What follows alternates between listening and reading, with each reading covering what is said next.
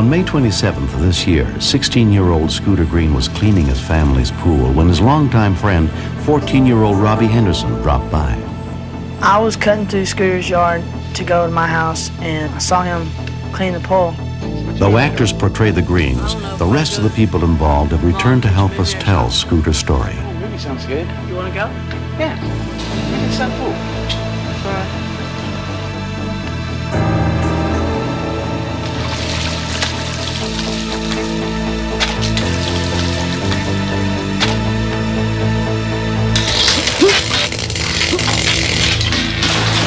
I thought he was faking it at first, even though I saw the electricity.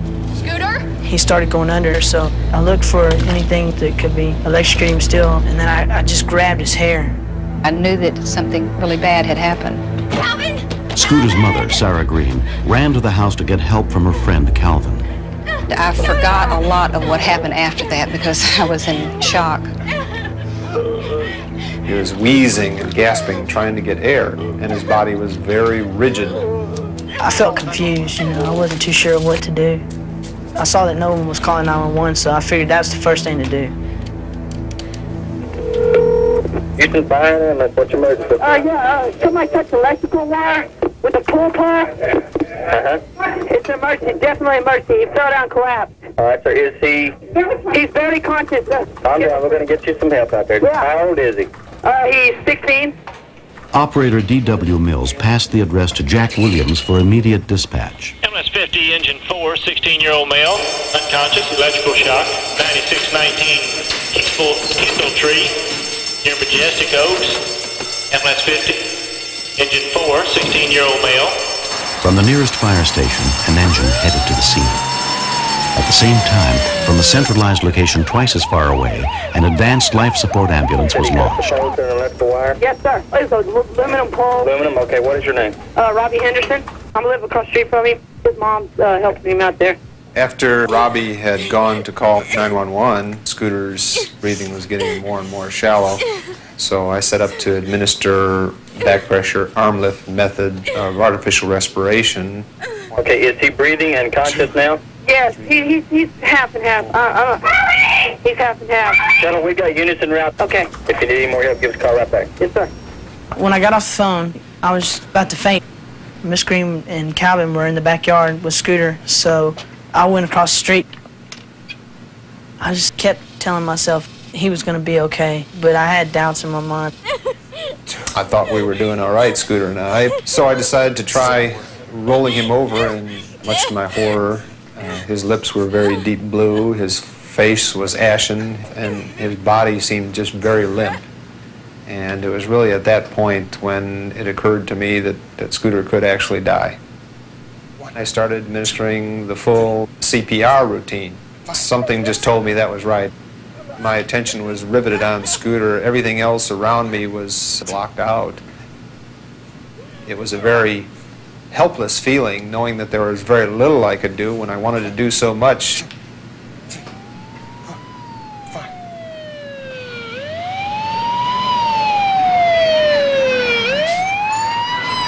Five minutes after the call was made, two emergency medical technicians from the fire station arrived on the scene. When we first arrived, we saw the young man laying on the ground. He was motionless, he was turning blue, he had no pulse, he was not breathing, and it didn't look very good. Start breathing for me, Peggy. Check the pulse. Okay. Ambulance 50, we have plan A in effect. 50 dispatcher, I need a channel to talk with engine 4. Engine 4, meet ambulance 50 on A Alpha 2. This is engine 4A. We have a 16-year-old down, not breathing. CPR in progress. Emergency medical technician Doug Lewis took over, giving the boy chest compressions. Still no blood pressure. Ma'am, you need to get back. Scooter's mother was standing there, and I was scared for her to see somebody doing chest compressions. It's just kind of like hitting you with a ton of bricks saying, your son is dead. 8 minutes after Scooter was electrocuted, the paramedics arrived with full life support equipment. The power line Scooter had electrocuted himself on was the main line into the subdivision. The electricity had passed down his body to the ground, stopping his heart. The situation was extremely dangerous for Scooter. If the electricity had gone through the body, it can damage the heart, the lungs, all the vital organs. It can literally destroy everything in there. We're in V-fib. Continue CPR.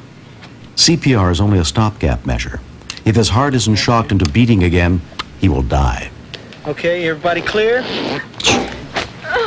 Continue CPR.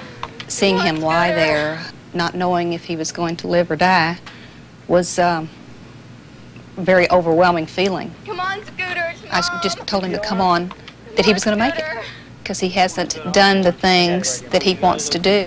Do we have a beat yet? We got a pulse. We got a pulse. All Okay. right, Scooter. Come on. We got it. When you start getting the pulse and stuff come back, it's elation. It's an unbelievable, exciting feeling, knowing that you did your job and it works. They had him stabilized enough to move him to the ambulance. Then it really hit me as to what had happened and what could have happened, and got a mild case of the shakes. Electricity had killed him. Electricity had brought him back. As the situation improved and improved, we kept thinking, hey, the guy, the one in a million is going to make it.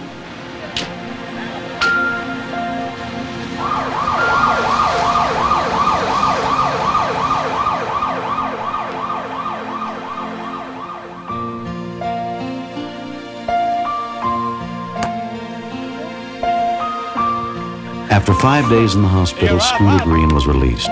Though he could remember almost nothing about the incident, he had suffered no long-term effects. I just remember lying on my back, and I remember pain. The pain was so bad that I just wanted to go ahead and die. And everybody was sitting there telling me, hang in, you're gonna make it, you're gonna make it. The happiest moment for me was when Scooter called the next day, and also when he came home, knocked on my door. I helped a friend out, and maybe someday, if I was in trouble, a friend would help me out too. Within a month, Sarah Green had convinced the power company to raise the lines above the pool another 20 feet. My greatest joy is that he's alive, and there is no heart damage, there is no brain damage, and I'm so thankful that they knew what they were doing, and it worked so well that day. Where are you going? I was thinking about getting out. 2 weeks after it happened, Scooter came by the fire station. It was amazing. I just couldn't believe that he was up and walking around. He should have been dead. He should have been 6 feet under. It was definitely a miracle.